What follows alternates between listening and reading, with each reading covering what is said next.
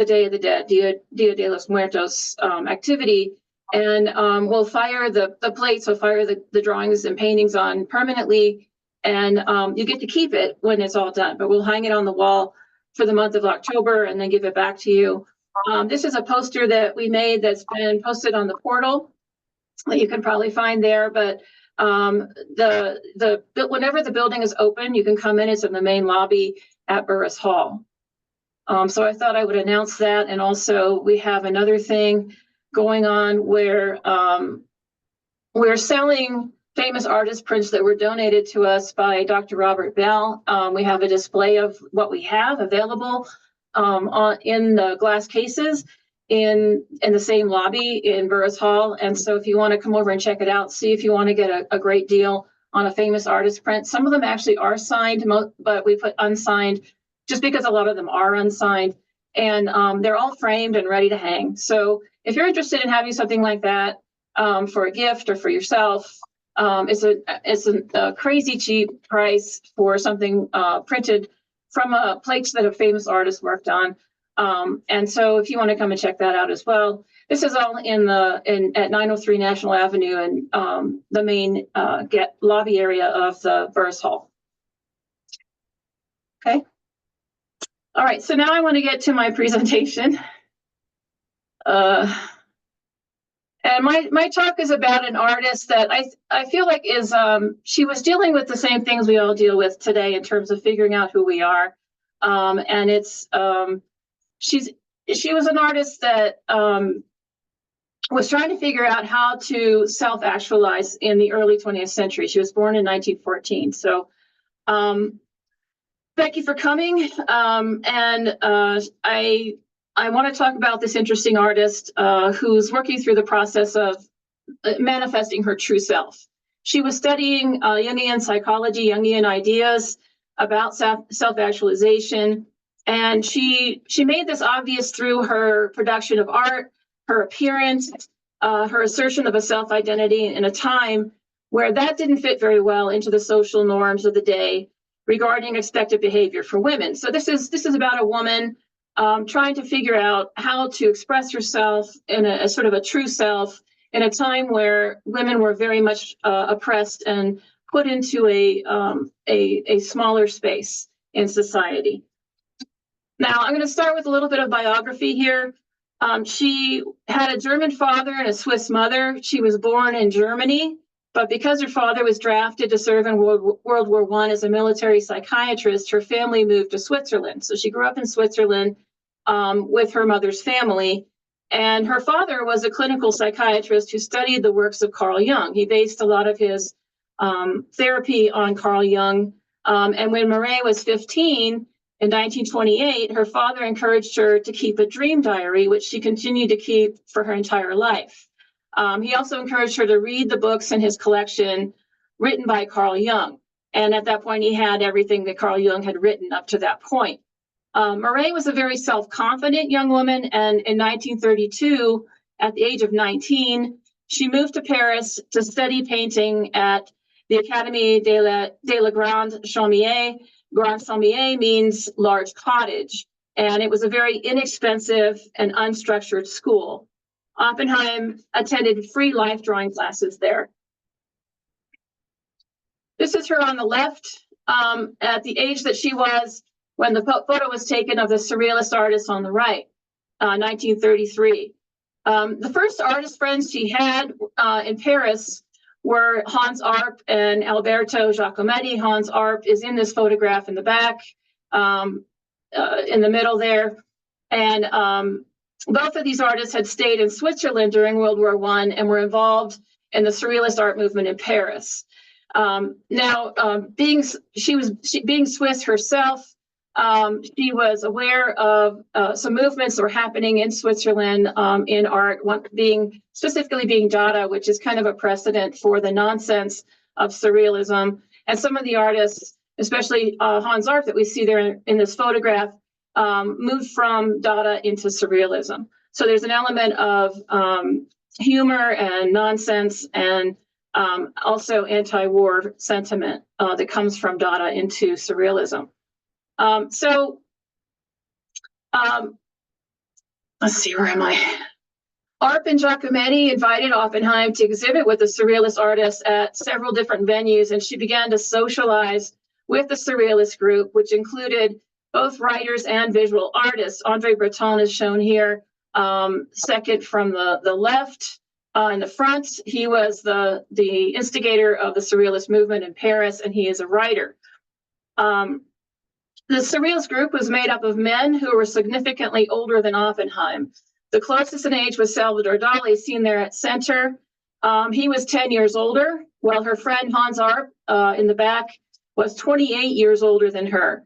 Due to her age and her gender, the Surrealists treated her like a child and didn't take her seriously as an artist. The Surrealist photographer, Man Ray, all the way on the right here in a dark jacket, he asked Oppenheim to do nude modeling for his art photos. Man Ray was 24 years older than Oppenheim, but despite the age difference, Oppenheim soon became intimately involved with him and quickly became known to the Surrealist group as Man Ray's muse. Muse refers to ancient Greek mythology, of course, and the muses of Apollo, who were female and sent out into the world to inspire creative production in men. This negated her as an artist and made her as an inspirational figure and sort of muse figure and not taken seriously by the men as an artist. Oppenheim's nude photo sessions with Man Ray, her youth, and her gender were all obstacles for her as an aspiring artist. With the exception of Hans Arp and Giacometti, her peers didn't take her seriously. Sigmund Freud was an essential influence on Surrealism, initially engaging with the concept of the unconscious mind and an interest in dream imagery. The older Surrealists stopped there with Freud's writings on dream interpretation. Meret Oppenheim, as a younger artist, engaged with Carl Jung's writings, which built on Freud's ideas, and went further to describe dream analysis as a way to discover the true self. Oppenheim's dream diary was a Jungian investigation where she believed that the suppressed self could be revealed through opposites in dreams. Things in a dream that oppose a person's usual behavior can represent the shadow self or what has been repressed or shunned. The shadow self can represent repressed amoral behavior, things that you don't want to be, and things that you have rejected, behavior you have rejected, but it can also represent a repressed true self. Socialization and pressures from the family, friends, and community can cause the shaming of the true self and then interfere with the development of a person into their most genuine self. This was a concept proposed by Jung that fascinated Oppenheim. So this takes it past Freud. Let's see.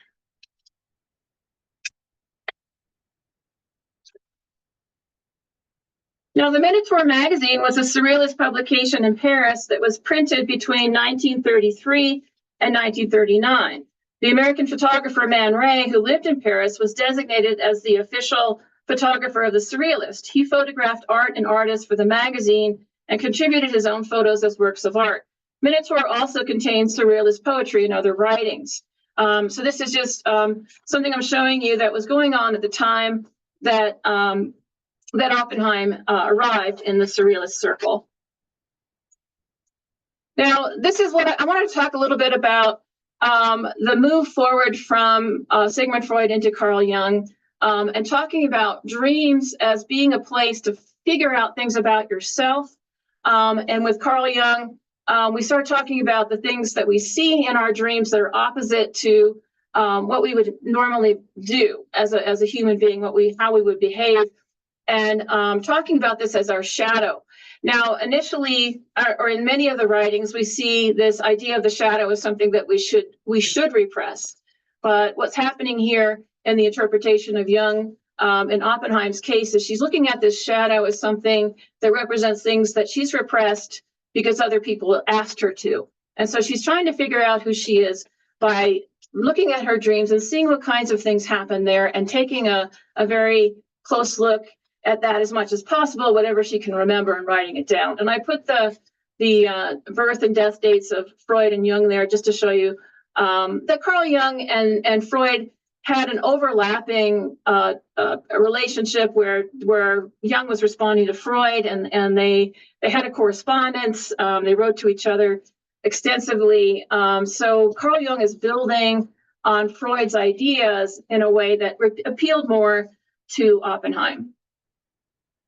Now, when we talk about the anima and the animus, this is another thing that, in some ways, was a flawed writing for her in terms of the way that it was initially written. The anima and the animus were gendered, and they were described by Jung as where the anima was the balance for a man's identity, and the animus was a balance for the woman.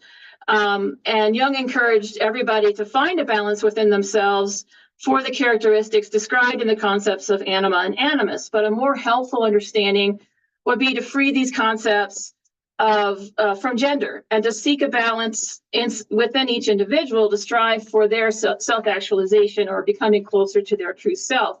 I think these are useful concepts if we remove gender from them and say that these are two parts of everyone, whether they're male or female, and that you have to balance this in yourself to understand who you want to be. And this is something that Jung, this is a quote from Jung that I thought was useful in explaining this. Don't compare, don't measure. No other way is like yours. All other ways deceive and tempt you. You must fulfill the way that is in you. And so this is really useful to Oppenheim.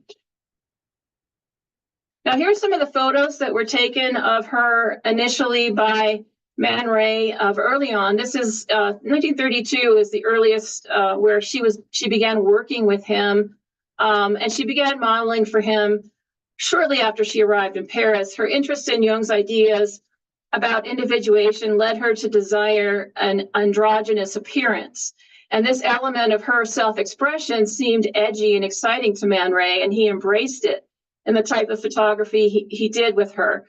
There is a distinct emphasis on androgyny in this work. These two portraits of Oppenheim are solarized, and that's a surrealist technique that I want to explain here for a second. There's an intentional mistake made in the darkroom to change the appearance of the photos. A previous assistant to Man Ray had turned on a light in the darkroom before some film had finished developing, and this caused a reversal in lights and darks in the film negative, which produced a photograph with a strangeness to it that appealed to the surrealists. Solarization became a technique that Man Ray regularly employed to make his photos seem unusual and unexpected.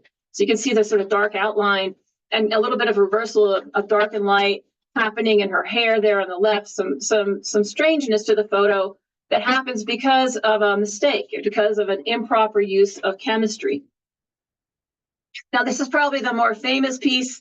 It's the most famous nude photo that she did for him due to its provocative imagery. Man Ray's fascination with this reversal of black and white in the solarization inspired him to roll some black printing ink across her arm to make it happen just in the image, the actual straight image.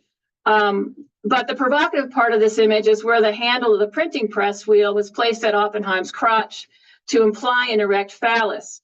Additionally, the machine hides her breasts and her hair is slicked back in a masculine style. The image seems pornographic to some, though technically there is no indecent exposure. Oppenheim struggled with the stereotypes of her age as an artist and as a woman, and the conversation surrounding Man Ray's photos made it evident to her that she had been colonized as a surrealist object. Oppenheim advocated for an androgyny of the spirit and took issue with the term woman artist. She refused to ever show in an exhibition that was for women. But her colleagues largely dismissed this perspective, and to them, she was a bold child and an inspirational muse for their favorite photographer. Oppenheim's earliest surrealist art was wearable and was produced for the house of Schiaparelli, a fashion boutique in Paris. Surrealist objects were intended to be odd, disturbing, and bizarre. Oppenheim's sense of humor and playfulness were evident in this work, producing technically wearable objects that were sometimes wholly impractical. Schiaparelli worked with artists, including Salvador Dali, and her boutique offered some of the weirdest accessories in Paris fashion of the day. A ring with a sugar cube in its bezel, fur-covered rings and bracelets are both strange and impractical. Surrealist sculpture, by definition, was meant to deny practical use and to confound our attempt to understand them rationally. Oppenheim's wearable works fit well into this surrealist agenda, though they were somewhat marginalized for their association with the applied arts. When we say applied arts, we mean a creative production that has practical use or function. This is her most famous object that she created as a surrealist. The fur cup was Oppenheim's embodiment of what the surrealists were all striving to produce through objects: bizarre, funny, and impractical. An object that can't be understood rationally and which transcends any real-world function or explanation was the agenda. This uncanny, unexplainable, dysfunctional sculpture removed the function often found in objects through impractical juxtaposition. Alfred Barr was a curator at the New York City Museum of Modern Art, and he saw the fur cup in its first public exhibition in Paris, surrounded by other surrealist objects. Barr immediately purchased this work for the MoMA, recognizing its conceptual and visual success as a sort of quintessential surrealist object. This work links the man-made with the animal, which is an interesting concept that reappears in Oppenheim's artistic production. Some of Oppenheim's male colleagues relished the idea of a return to a bestial state. For example, Picasso developed the alter ego of the Minotaur as an oversexed and rapey personality. Max Ernst had an alter ego of a nightingale developed from a dream experienced in a fever state. Oppenheim preferred to describe the natural world as a place from which humans had escaped through culture. A quote from her is, "Paradise and the fall of man, the woman is always blamed, but what is actually happening is not a fall, but an ascent away from the world of animals." The fur cup has a strange implication of animation due to its fur coat, coupled with repulsiveness at the idea of drinking from it. Unexpected juxtapositions that negated function could create alternative meanings. And she took the ordinary objects of spoon, cup, and dish far from their original intended purpose and function. The enthusiastic purchase of the fur cup by a significant museum boosted Oppenheim's artistic reputation, and she continued to work with fur and functional things to make bizarre and disturbing objects. Oppenheim sawed fingers and toes from wooden mannequins and glued them into clothing accessories. The digits emerged from fur to animate the accessories as bizarre living hybrids while rendering the objects non-functional. They manifest a disturbing creepiness that was not foreign to surrealist artwork. René Magritte's painting The Red Model, here on the right, partly inspired these weird surrealist objects, which successfully reference nightmares in the realm of surrealist dreamscape. Oppenheim's personal dreams, however, which she wrote down diligently in a diary, were not directly referenced in her artworks. As she stated, "I absolutely do not illustrate my dreams in my work. They were strictly part of my interior development." The joining of culture and nature in this ill-fitting and non-functional union was a theme that Oppenheim continued to explore in her work. My Governess was made in the same year as the fur cup and consists of a silver serving tray that presents the viewer or consumer with a pair of white women's dress shoes turned upside down and tied together with poultry string. The heels, which point upward like the legs of a roasted chicken, are topped with frilly paper caps, commonly used in France to decorate a cooked bird. Charlie Chaplin's United Artists film, The Gold Rush, released in 1925, featured a memorable scene where two desperately hungry prospectors decide to cook and eat Chaplin's shoe. This precedent of edible footwear in a wildly popular American film would have been familiar to Oppenheim, and the use of humor to speak about oppression appealed to her. Oppenheim's superficially humorous work, My Governess, is filled with layered meaning. The innuendos that can be extrapolated from this image are intriguing and involve the complicated roles that women play in society for each other.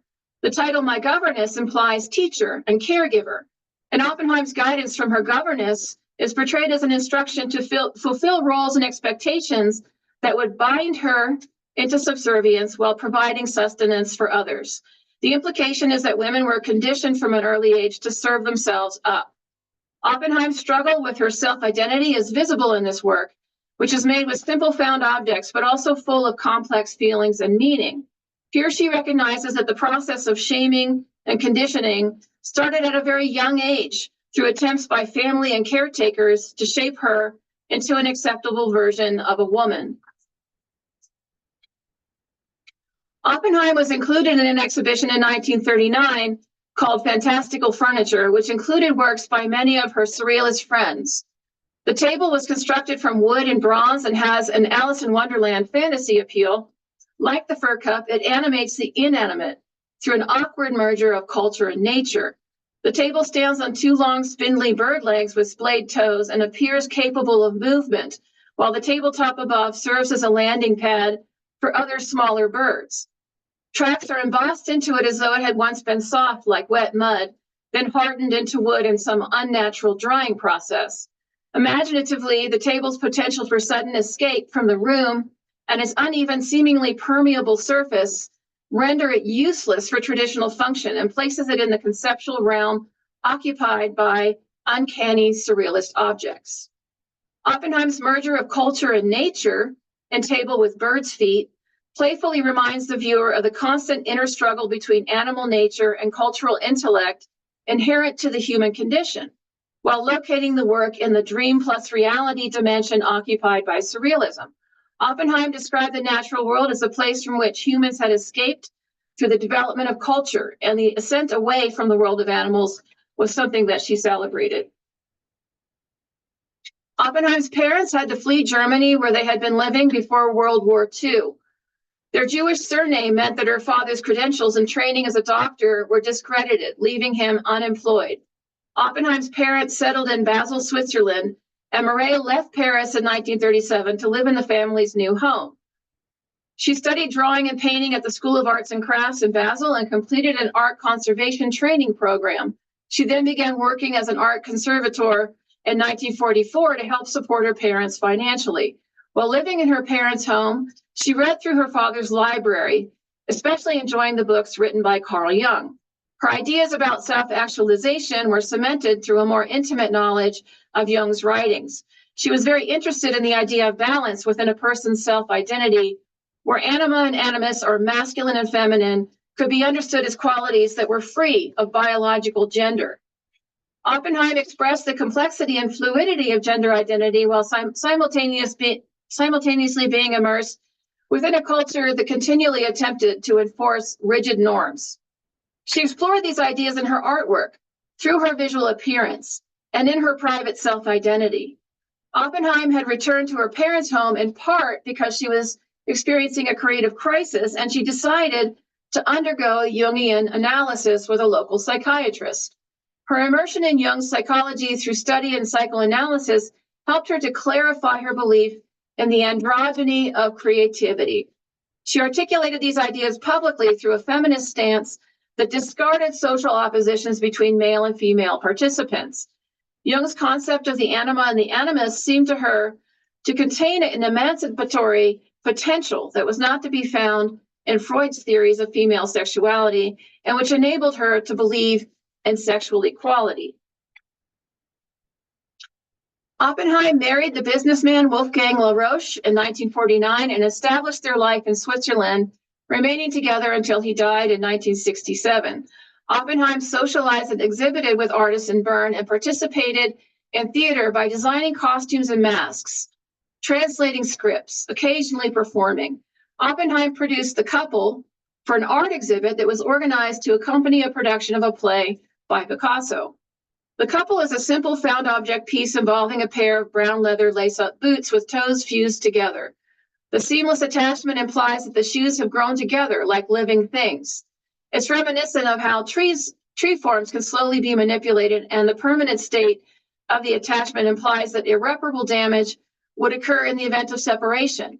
The snouts of the boots are pressed together in a permanent kiss, and Oppenheim's sculpture was a conceptual self-portrait representing herself and her husband. The identical shoes referenced equality and balance between the sexes and within the individual. The short boot style of The Couple is androgynous, though the footwear was probably designed for a woman. Neither boot in the pair is more masculine or feminine, evoking Oppenheim's politics in a playful but serious, animate but inanimate, physically simple but conceptually complex kind of manner. The simplicity of Oppenheim's objects has been described as artful artlessness due to their minimal physical transformation from found objects. Oppenheim had returned to using shoes once again to talk about personal identity in a devastatingly simple gesture. And here's a quote from her that I liked. If you speak a new language of your own that others have yet to learn, you have to wait a very long time for a positive echo. This is her expressing how it was to be a woman in society in the early 20th century into the late 20th century, and how she struggled to express herself fully and to reject stereotypes. Oppenheim's openness to any and all materials led to a very eclectic body of work that is united conceptually through her sense of humor, her feminist intentions, and her interest in creating unexpected experiences for her art audience. She refused to participate in women's shows because they marginalized women, and she viewed the process of art making as being androgynous. She advocated for an androgyny of the spirit, though she understood that her perspective wasn't mainstream. These particular pieces we're looking at in this image are showing you her attempts at talking about how the surface of things is unimportant, that it doesn't matter that she's female, that she is an artist, she is a person, and she is presenting herself outside of expectations for the derogatory sort of treatment of women in this time. This is one of her final pieces that she did in Bern, Switzerland, where she spent the late years of her life. She died in 1985, but she left behind this monumental project called the Spiral Column. And on the left there, you see what it looked like when it was originally installed. Concrete and metal with water flowing down through channels around the sides. It's made of concrete and aluminum and functions as a fountain with water running through it, down it, around it. This piece is unusual in that it was once a plain sort of brutalist style column, and it has changed drastically over time in shape and texture. Water and minerals have created bizarre chunks of tufa. It's a kind of limestone that grows on top of the object, and several kinds of plants and mosses and lichens. What's more, the piece changes its look every season. When it's frozen in winter, it's covered repeatedly with icicles. In spring, tiny flowers bloom on top. The biological and mineral additions have grown so fast that in 2013, the sculpture had to have 880 pounds of material removed from it so that it wouldn't fall over. The citizens of Bern are not aligned in their opinion of this organic fountain. Some complain about its sheer ugliness and its costly maintenance, while some admire its ability to transform. Biologists appreciate the unique biotope that has been created in the middle of the city, while others complain about the moldy look. It seems to be a fitting final work and tribute to the complexity of Oppenheim's persona and to her interest in the relationship between nature and culture. Okay, that is the lecture. Does anyone have any questions for me or comments?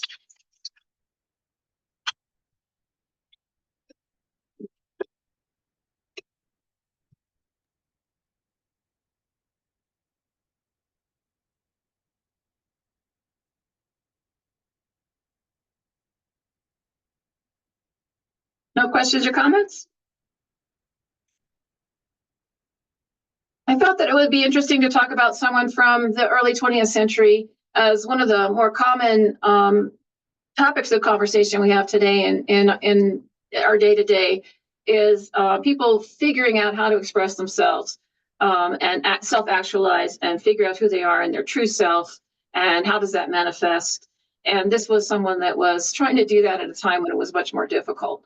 Of course, it's not easy now, but I just thought it would be an interesting thing to discuss.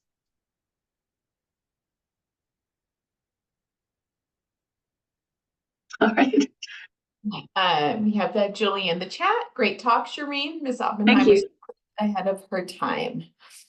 And I really did enjoy that piece with the high heels. I think that does speak to kind of a time that we're in right now. Everyone on the Zoom now, I just want to mention, in addition to the Dia de los Muertos activity that Shereen discussed, the foundation and the university are putting on a number of activities for Homecoming Week. We have our Cowboy Lounge scheduled for Friday evening. We have our 5K run scheduled for Saturday morning.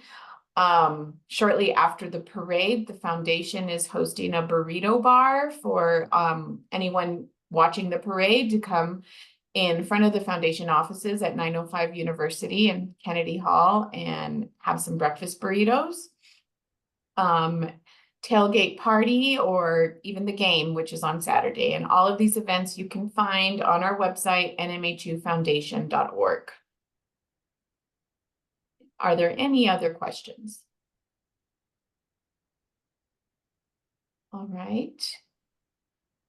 Go ahead.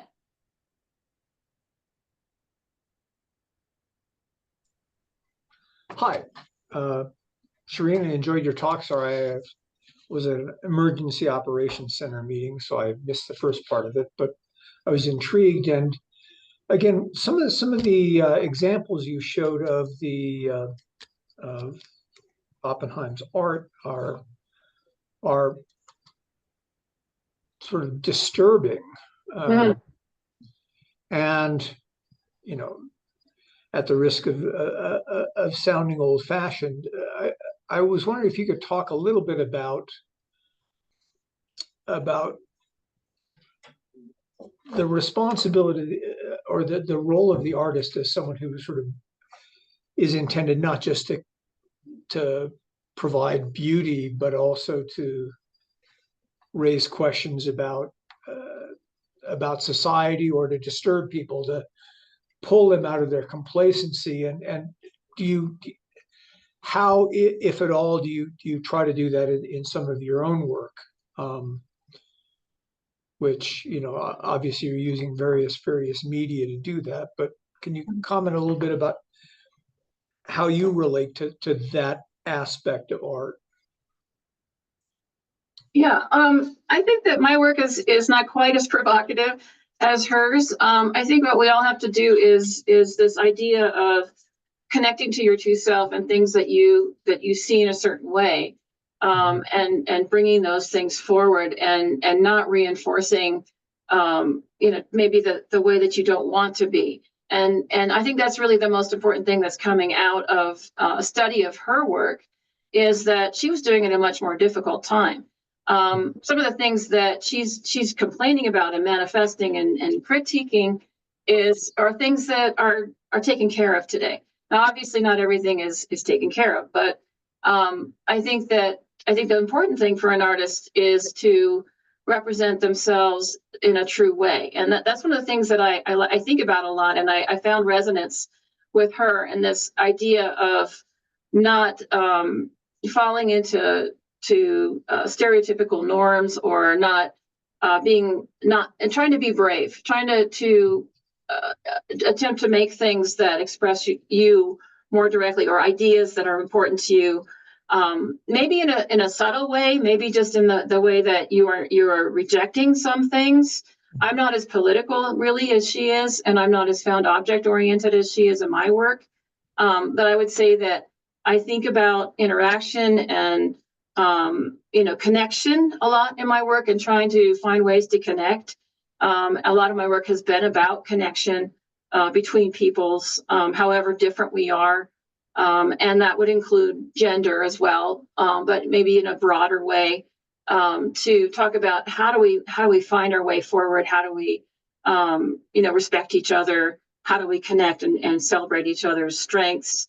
Those kinds of things are things that I think about when I'm painting, or trying to come up with an images that I choose, and also thinking about one of the things that I think that I like about her work as well is her interest in the sort of encroachment of nature on the sort of artificial and the constructed and the man-made, and the way that gets taken over again by nature. And I love those kinds of images. My photography is, a lot of it's about that, and the sort of the way you can't completely get rid of it, and that it comes back and it kind of takes over again. So that's something, that linking of the man-made and the natural, that I think about a lot, and also decay and change, and what happens through change. Yeah, a couple of follow-ups. One, again, what you say in terms of, you know, how the milieu in which Oppenheim was working is somewhat different from ours. Again, that resonates a bit with me in terms of even the writing of history, because the cliche is that every generation writes history anew. So if an artist is reacting to an environment, clearly as the environment changes, uh, a single artist's work is going to evolve over time, and generations of artists are going to address different problems in their art. The other thing I just wanted to comment, your sort of the idea of photography, and sort of one of the things that I love to photograph is sort of decaying buildings. I've got used to drive my kids crazy driving across New Mexico. I'd stop and take pictures of sort of adobes sliding into ruin, and they just never understood it. But again, I'm fascinated by that idea of entropy, and Mhm. so I really appreciate the kind of grounding and the contextualization of this artist with the time and the place in which she's working. Thank you.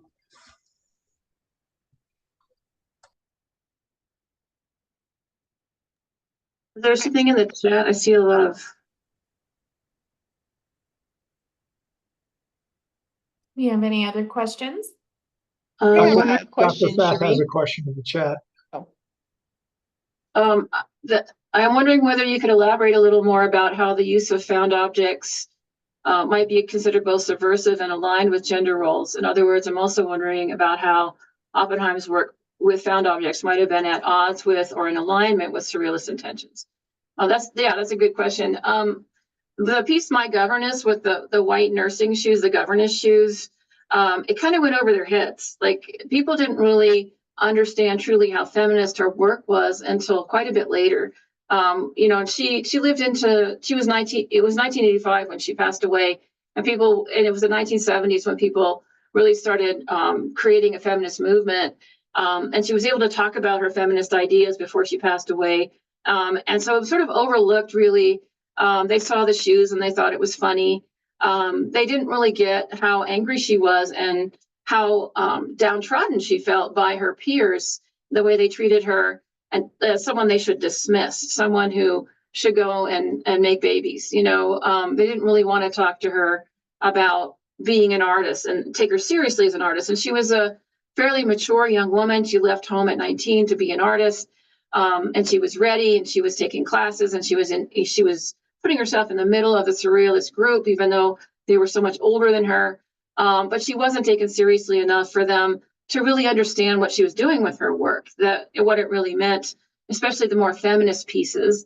And I think that especially with shoes, she was interested in talking about those issues of the role playing in the governess, and the things that she rejected about herself because she was told to at a very young age by her governess and her family, mostly, her most direct caretaker, the governess, who she had to rebel against.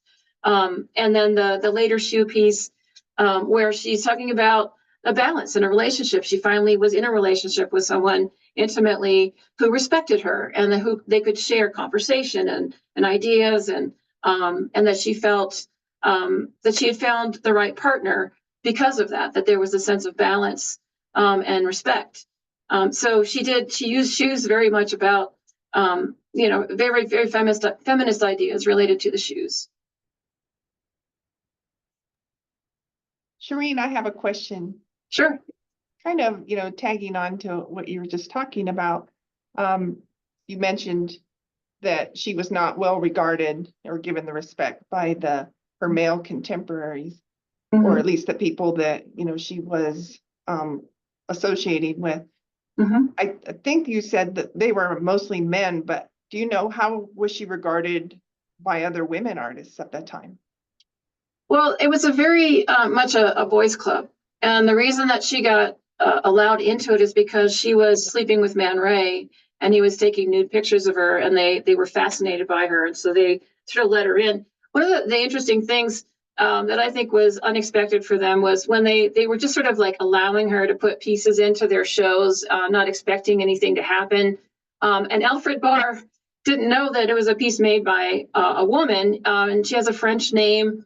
He didn't know whether it was a male or female, and he chose that piece as the most interesting piece out of the show and bought it immediately for the Museum of Modern Art. It was something they were absolutely surprised by, and they couldn't figure out how to explain that away because they really did not respect her, and it was just by chance that they considered it to be out of their good nature to allow her to have a piece on the show. She was so much younger than them for one thing, but also she was female in a time where women were not supposed to really be sort of taking the jobs away from men, so to speak. They were supposed to be at home, being domestic and learning how to cook and taking care of children. And she didn't really sort of belong as far as they were concerned, except as a muse for their friend, the photographer. And they were going to sort of tolerate her and allow her to be a part of it. That also happened for Lee Miller, another interesting photographer, surrealist photographer who spent some time with the surrealists before she moved on in her career. She hung out with those guys as well and had sort of the same experience, but she was very beautiful, and Man Ray was photographing her and in a relationship with her, and so therefore she was a part of the group. So the women, there's a lot of women that people are writing about now, and I'm very interested in some women that went to Mexico when the Nazis came to Paris, and I'm going to be talking about them on Friday in the brown bag. But there was basically they were kind of written out of the scene. And, Peter was talking about how history is recorded and how things are through word of mouth sometimes. And it's hard to say necessarily how much they actually were given space because they were written out of history afterwards. They may have been involved in shows and accepted into the group and in conversations and that sort of thing, but they were written out of history then. So it's really hard to say exactly what that was like in that environment, but she had an emotional breakdown trying to figure out how to let go of all the way she had been treated in Paris by these men, that she wanted their respect. She wanted to be their peer. She wanted them to talk to her about art and about things in the way they talk to each other. And it was extremely frustrating for her. And that was one of the reasons she needed to sort of leave and settle and take a look at Carl Jung and find a way to define herself that fit something that she could come back strong and assert. Thank you.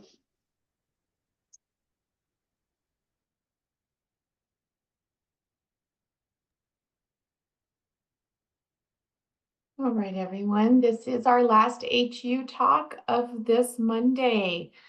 If we have no other questions, we'll sign off for now. Thank you, everybody. Thank you, Shereen. Thank you, Shereen.